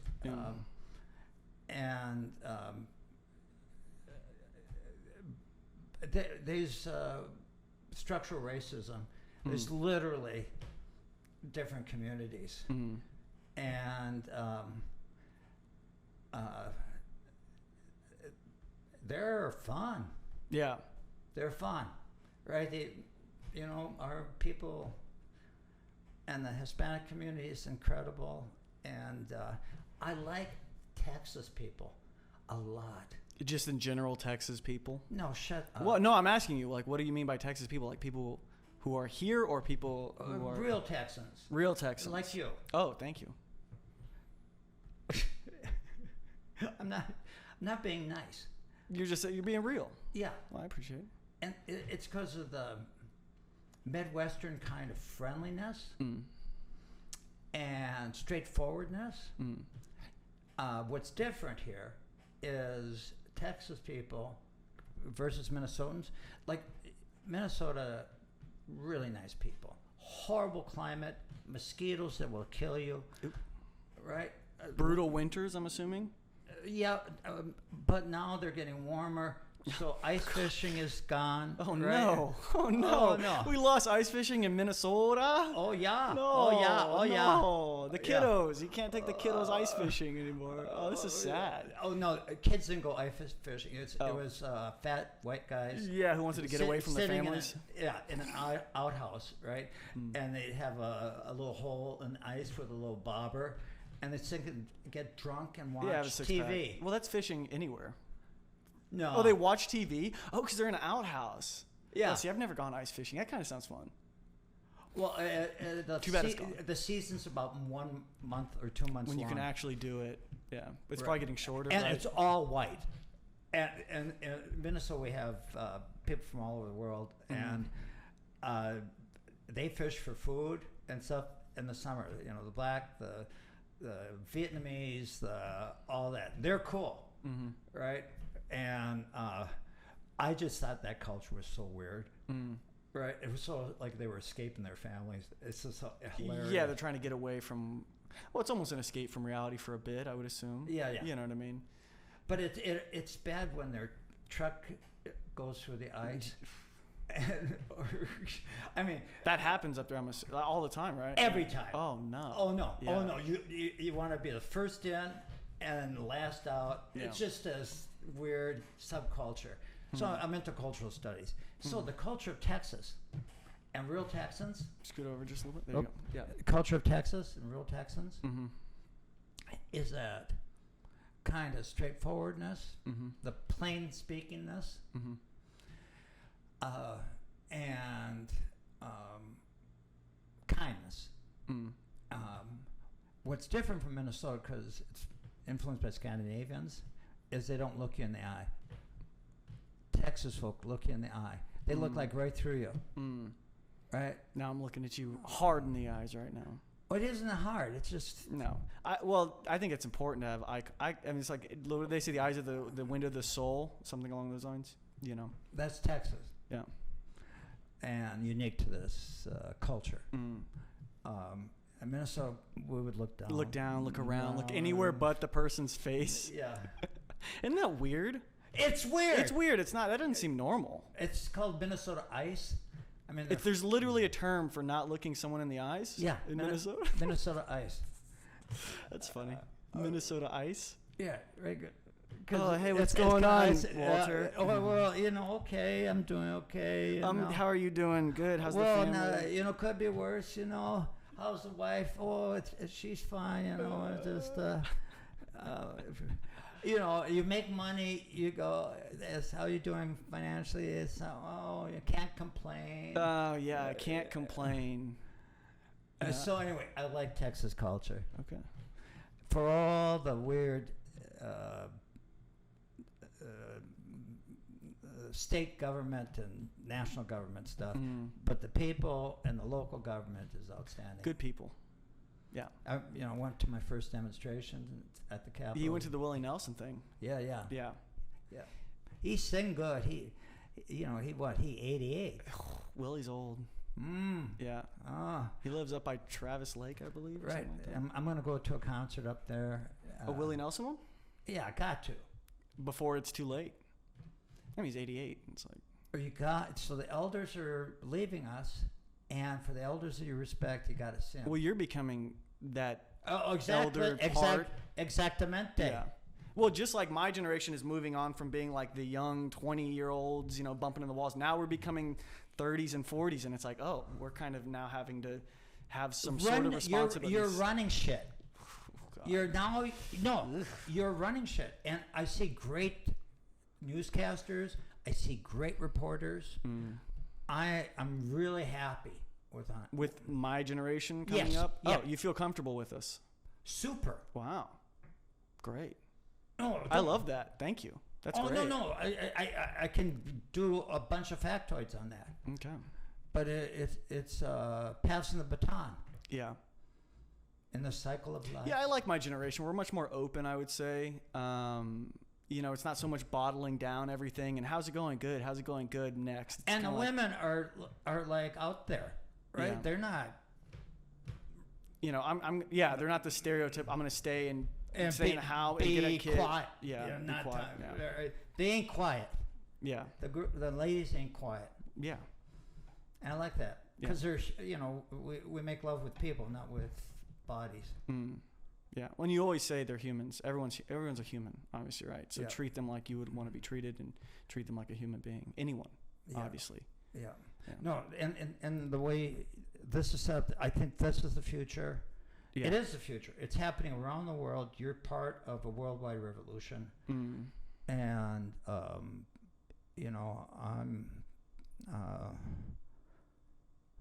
senpai, just trying to contribute and pass the baton and knowledges I have that are useful to keep the drive alive, as it were, right? Well, I appreciate you passing the baton, Walter. Thanks, Love you. Love you too. Thanks, Walter. Anything else? That's it. All right. Goodbye, everybody. Walter Bera, Sensei Walter Bera. Thanks, sir. Appreciate it.